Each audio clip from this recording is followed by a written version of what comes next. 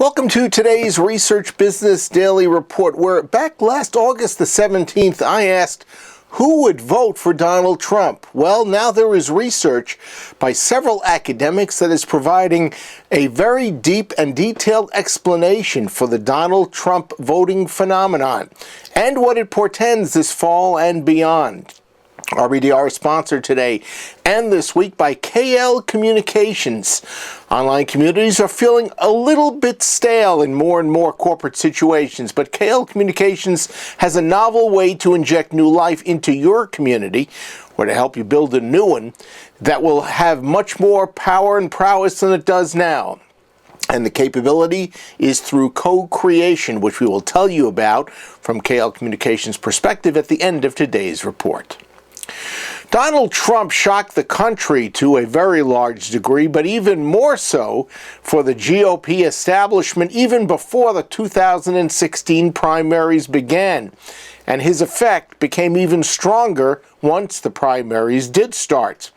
The standard explanation from most quarters for Trump is that Americans are saying enough is enough as they refer to Washington politicians and their promises but inaction. But why is Trump raking in people with what many perceived as extremist positions like banning Muslims from entering the United States, hatred for the LGBT community, even notable percentages of Trump supporters who say President Lincoln should never have freed the slaves? Well, the answers, according to several academics, are quite different from what we're being told, and they are presented in a lengthy, detailed, impressive article, The Rise of American Authoritarianism, put together by Amanda Taub on Vox.com. She starts talking about a PhD student at the University of Massachusetts Amherst, Matthew McWilliams. He was the first to identify the existence of authoritarianism in the voter base, and he carefully noted that it is not a sign of support for a dictatorship, but instead, quote, a psychological profile of individual voters characterized by a desire for order and a fear of outsiders, end of quote. People who score high in authoritarianism looked for strong leaders who promise to take whatever action is necessary to protect them from outsiders and to prevent the changes that they fear, even though to many who hear them and view them, they just don't make any sense and wouldn't make any difference. McWilliams' research shows that authoritarianism correlates so well with Donald Trump that it seems to predict support for him more reliably than any other variable that a researcher has.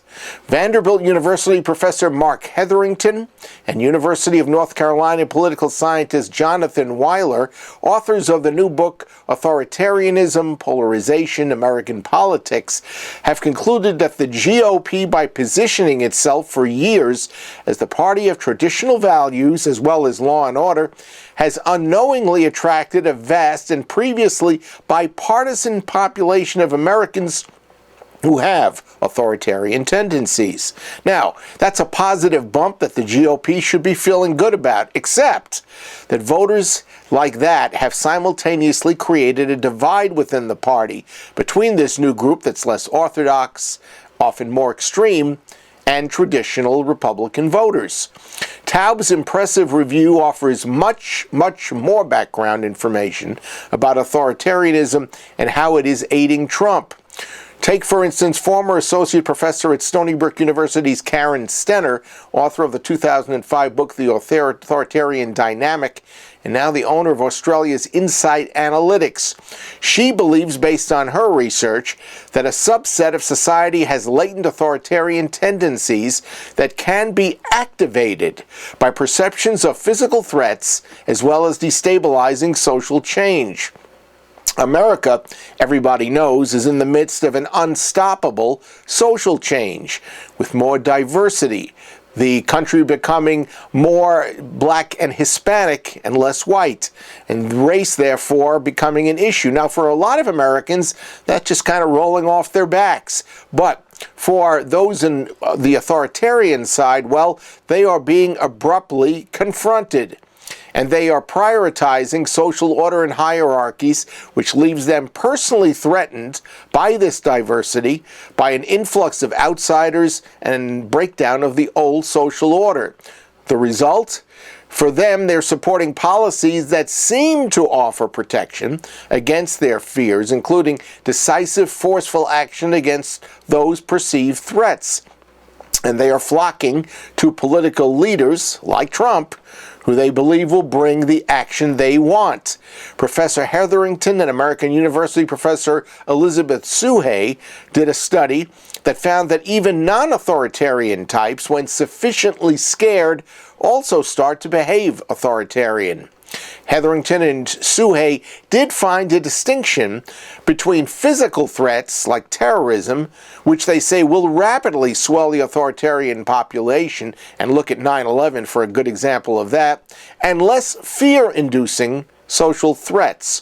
So there is one terrifying theory that social change, together with physical threats, could awaken an enormous population of American authoritarians who would demand a strongman leader and extreme policies to meet perceived rising threats. Following the Iowa caucus, Vox.com and polling company Morning Consult decided to test American authoritarianism and gauge it on a range of political and social views. And here are some of the things they found. 44% of white respondents score as high or very high as authoritarians. And how far do they go in their fear? Well, 44% of the authoritarians believe same-sex marriage is not just something they don't like, but it's harmful to the country. And 56.5% of authoritarians say building more Muslim mosques in America is bad or very bad for the country. Now, the academics who did this study do point out that this kind of dislike is not Islamophobia, but it is a fear of outsiders, and that carries over from Muslims to same-sex couples and Hispanic migrants. More than 55% of high authoritarians are GOP voters. Almost 75% of the most non-authoritarian respondents happen to be Democrats. I was not surprised that the supposed triggers for authoritarian viewpoints, among other things, have been Republican politicians and media like Fox News, which these academics say have been pointing out to their viewers for years and years nonstop that the world is a terrifying place and that President Obama isn't doing enough to keep Americans safe. I could go on for quite a while about this story, which was published back on March the 1st, but I strongly recommend that if what research shows is happening in Trump's shocking ascent and what it could mean to the presidential election and beyond is important or at least interesting to you, you must read this 59-page feature. We're delivering the link to it. We hope that you will use it and circulate it to others in the research community. That's your Research Business Daily Report, sponsored today and this week by KL Communications. If your online community is feeling a little bit stale, well, you can do something about it. 15 years into the life and the origin of online communities, you need to take optimum advantage of the most current opportunities to keep your online community up and running and producing what you want. And KL Communications is ready to help you freshen things up or get an online community up that you will be happy and proud of. And in order to do that, you can capture much more. Knowledge from crowds is not all you can get. You can tap implementable insights from crowds. And companies like Delta Airlines, Time Inc., and Bacardi have already done so with the help of KL Communications and their co-creation capabilities. So check out the blog link that we have for you for this. It's called 4 Tips for Successful Co-Creation. It's on the klcommunications.com website, but the link that you see on the screen to my right lays it all out for you.